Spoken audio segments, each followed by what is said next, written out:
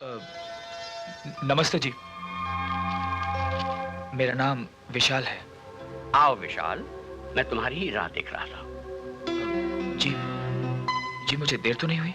नहीं, वक्त के बहुत पाबंद लगते हो। आओ बैठो। जी मैं बैठो भाई। क्या पियोगे? चाय, कॉफी या कोल्ड ड्रिंक? जी नहीं, सिर्फ पानी।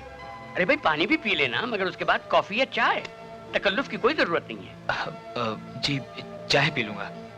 नंदू, जी। पहले साहब के लिए पानी लाओ और उसके बाद शानदार गर्मा गर्म चाय। अच्छा जी। तो विशाल, मैंने तुम्हारी एप्लीकेशन पढ़ी। जो कुछ तुमने लिखा था बहुत गौर से पढ़ा। इससे एक बात जाहिर हुई, और वो ये कि तुम इस वक्त बड़े परेशान हो। एक तरफ मां की बीमारी, दूसरी तरफ तुम्हारी बेकारी। तो इस हालत में तुम्हें शादी का ख्याल कैसे आया? मतलब ये कि तुमने अखबार में इश्तिहार पढ़ा और मालूम हुआ कि एक अमीर घराने की एक लौती बेटी है, काफी बीमार रहती है, कुछ ही दिनों की मेहमान होगी, हैं?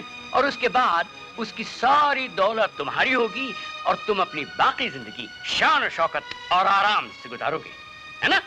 लेकिन इश्तिहार में पूरी तफसील नहीं लिखी गई। लड़की की बीमारी का नाम है कैंसर। क्या समझे? और फिर शादी की कुछ शर्तें हैं। पहली शर्त, शादी के बाद लड़की के घर पे रहना होगा। दूसरी शर्त, लड़की का हर वक्त ख्याल रखना होगा और उसे खुश रखना होगा। तीसरी शर्त, लड़की का कारोबार संभालना होगा, सिर्फ संभालना, और इस काम के लिए तुम्हें एक तनख्वाह मिलेगी। चौथी शर्त, लड़की की सारी दौलत और जायदाद पे सिर्फ उसका हक होगा। वो जिस तरह चाहेगी उसे इस्तेमाल करेगी, किसी और का दखल नहीं। और उसकी जिंदगी के बाद ये सारी दौलत एक अनाथ आश्रम जाएगी, अगर उसने वसीयत ना की तो। पांचवी शर्त, वसीयत लड़की अपनी मर्जी से करेगी और सिर्फ खानदानी वकील के सामने। समझे? और कुछ? बस, और कुछ नहीं। जी, मुझे लड़की की जायदाद और दौलत से कोई वास्ता नहीं है, और ना ही मुझे कुछ चाहिए उससे। कुछ नहीं चाहिए उससे? यानी बगैर किसी मतलब के तुम शादी करोगे उससे? गलत युग में पैदा हुए हो तुम विशाल। सतयुग की कथाओं से निकलकर तुम ये कलयुग में कैसे आ गए? मैं सतयुग की किसी कथा का कोई पात्र या किरदार नहीं हूं साहब।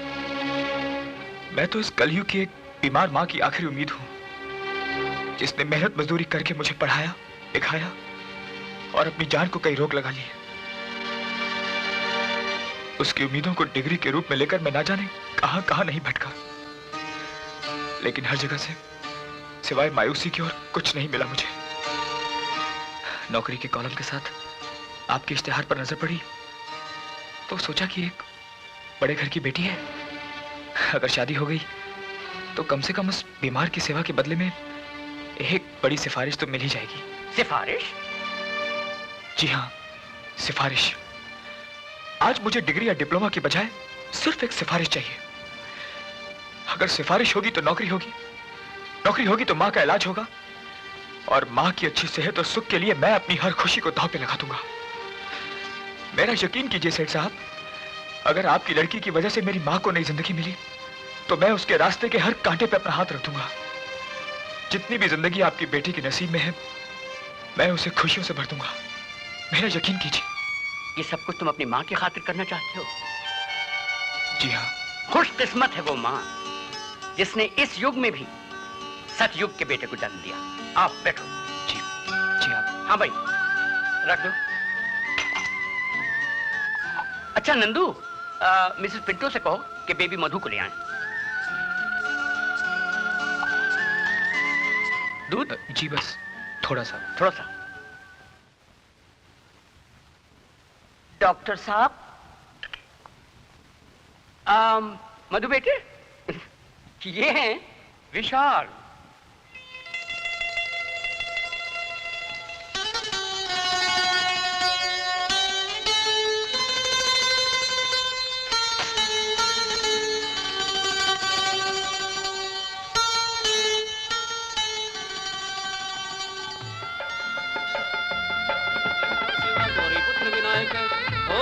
मंगलो देवाय स्वाहा, ओम चंद्रो देवाय स्वाहा, ओम मंगलो देवाय स्वाहा, ओम गजानन। जोड़ी अच्छी लग रही है ना? बिल्कुल राम और सीता की। चुप चुप चुप, सदा सुहागन रहो बहू। मेरे विशाल के जीवन में सुख और शांति लाने वाली को आज आशीर्वाद के सिवा और मेरे पास कुछ भी नहीं है। ब्लेसिंग से बड़ा और क्या चीज हो सकता है? आपने आशीर्वाद दे दिया बस। आशीर्वाद नहीं मिसेस पिंटू, आशीर्वाद। हाँ, बात तो समझ में आ गया ना।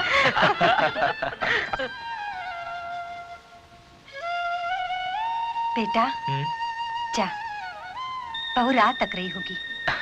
वो ठीक है माँ, लेकिन तुम्हारी तबीयत। बस कर बेटा, जाना, मैं सो जाऊंगी। अच्छा माँ, तुम सो जाओ। किसी चीज की जरूरत हो तो। मुझे किसी चीज की जरूरत नहीं। जा, तू अब जा। अच्छा माँ।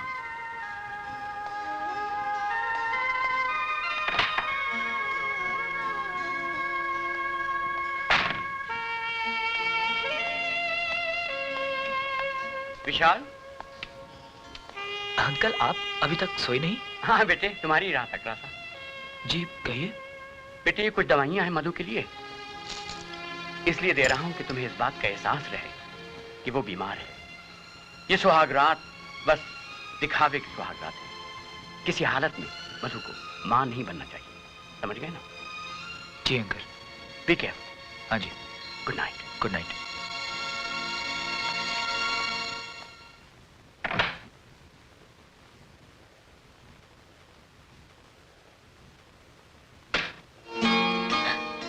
अरे बाप रे,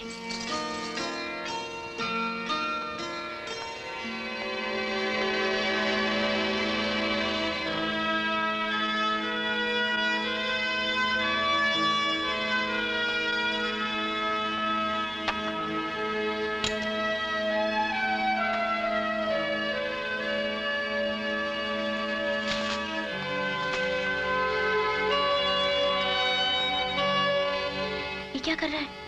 हमले की तैयारी? मर गए। क्या हुआ? तबीयत ठीक नहीं है? तबीयत खराब है। दवा दी अंकल ने, खा लीजिए। नहीं नहीं, मैं खा चुकी हूँ। अच्छा किया। नींद नहीं आ रही? आ रही है, बहुत जोरों से। तो फिर सोएं? हाँ। मैं कपड़े बदल के आता हूँ। नहीं नहीं नहीं नहीं नहीं, उसकी क्या जरूरत है? ऐसे ही ठीक है, अच्छे लगते हैं।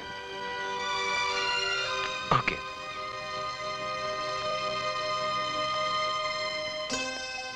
अरे, ये तो मेरी तरफ ही आ रहा है। अब ये क्या करने वाला है? कैसे भगाऊं इसे? आज तो मर गए, क्या करूं?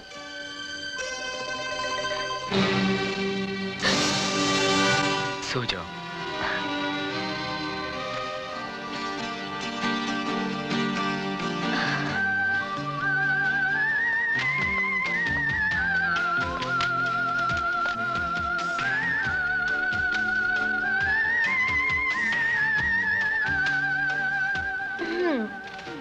चलो, बेचारे की सुहाग रात को बैराग की रात में बदल ही दिया।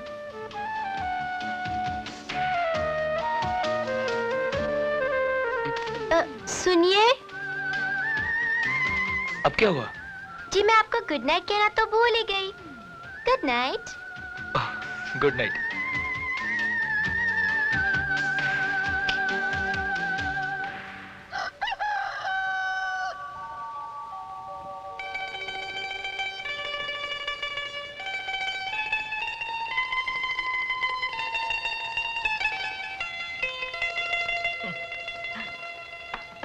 मधु baby, Madhu baby, baby. Good morning. Good morning nanny. Baby, हम कितना खुश है कि तुम्हारा शादी हो गया। खुशी का मारे हमको नींद पर नहीं आया। रात भर सोचता रहा कि तुमको कितना अच्छा हस्बैंड मिला है। कल तुम्हारा सुहाग रात था, अच्छा था ना? हाँ, एक्सीलेंट, मजा आ गया नैनी। रियली? हाँ, सारी टेंशन ही निकल गई। बदन फूल की तरह हल्का हो गया। चुप भी रहो बेबी, तुमको बिल्कुल शर्म नहीं रहा। अरे इसमें शर्म की क्या बात है नैनी, सच तो कह रही हूँ। सच तो सारा वर्ल्ड जानता, ढोल बजाने का क्या जरूरत। सबको मालूम है कि सुहाग रात को क्या होता। धत तेरे की, जो तुम सोच रही हो वो बात नहीं है नैनी। मैंने सुहाग रात को बैराग की रात में बदल दिया। क्या मतलब? मतलब ये कि बीमार होने का ऐसा नाटक किया कि वो जिंदगी भर मेरे करीब आने की कोशिश नहीं करेगा। बेचारा जाके सोफे पे सो गया। What? Of course, विटामिन के टैबलेट्स को वो कैंसर की दवाई समझ रहा है। बेबी, ये बात अच्छा नहीं है। अब अच्छा है या बुरा ये तो मुझे मालूम नहीं, लेकिन इतना जानती हूँ कि बड़ा मजा आ रहा है। अंकल ने भी क्या नाटक किया नैनी। तुम और तुम्हारा अंकल दोनों को न जाने कब अकल आएगा। किसी बेचारे का ऐसा मजाक करना अच्छी बात नहीं है बेबी। हम जाकर उसको सब बता देगा। ओ नो नैनी, सब गड़बड़ कर दोगी। थोड़ी देर तो मजा लेने दो। तुम दोनों मजा करो और वो बेचारा छोकरा। जी जी मैं। जी हाँ, आप विशाल, आज से इस कुर्सी के मालिक आप हैं, समझे आप? और इस कंपनी की बागडोर आपको संभालनी होगी। मधु के डैडी मेरे दोस्त विक्रम खन्ना इस पे बैठा करते थे, आज उनके दामाद विशाल बैठेंगे। आइए बैठिए, हम देखें तो सही कि आप लगते कैसे हैं इस कुर्सी पर। बैठो भाई, डरने की क्या बात है, आओ। Right, good good good.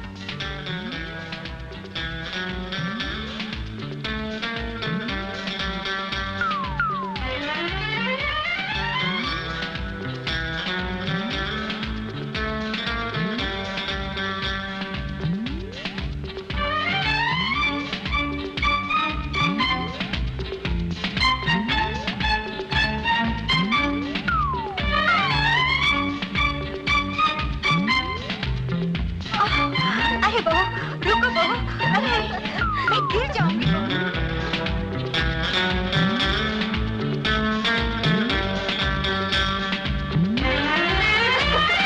नहीं बाबा, अब तो मुझसे नहीं हो रहा है। बस बहू बस, अब मैं बहुत थक गई। आखिर कब तक बेचारे विशाल का इम्तिहान लेती रहोगी? इम्तिहान तो चल रहा है, लेकिन रिजल्ट कब निकलेगा? देखते हैं। अच्छा, 1 महीना हो गया है। बेचारे की हालत सांप छुछुंदर जैसी है, न उगल सकता न निगल सकता है। तो शादी करने के लिए भी वही मेरे पास आया था, मैं नहीं गई थी उसके पास। अब बस भी कर, बता दे उसे ये सब झूठ है। चुप। मुझे तो तरस आ रहा है बेचारे पर। तो तू कर लेना उससे ठीक शादी। है, आ जाने दो उसे, बात कर लेते हैं। अरे बाप रे, 5 बज गए। चलो तुम लोग किसको यहाँ से, विशाल आने वाला है। अपनी बलमा का कैसा इंतजार हो रहा है। Oh, shut up and get lost. चलो। Okay, bye.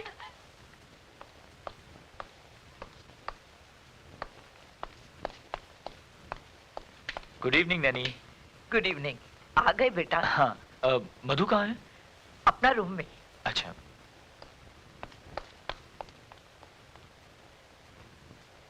बेचारा थक कर आया है और अब शुरू होगा दूसरा नाटक।